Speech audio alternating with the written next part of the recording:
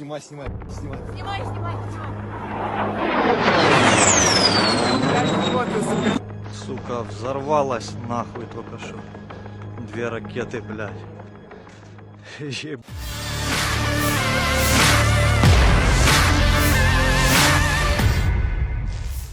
Sebuah rekaman ramai beredar di media sosial Telegram pada Kamis 17 November 2022. Dalam rekaman tersebut memperlihatkan sebuah roket yang melintas di atas langit di Zitomir. Tidak diketahui pasti roket dari kubu mana yang melintas itu.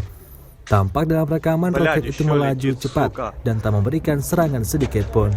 Rusia melaporkan secara total 333 pesawat Ukraina, 177 helikopter, 2.514 kendaraan udara berawak, 388 sistem rudal anti pesawat dieliminir sejak awal operasi khusus. Sementara itu dari kubu Kiev, Kementerian Pertahanan Ukraina melaporkan 630 tentara Rusia dieliminir dalam 24 jam terakhir.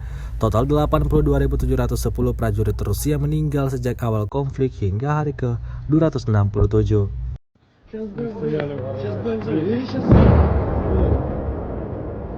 Алло, смотри, так рядом, Горько, наверное. Вот твою. Давай. Вот, еще одна, сука.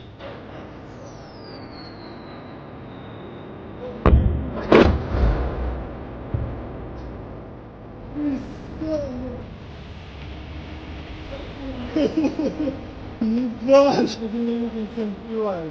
Даже на выгоде чем сбивают.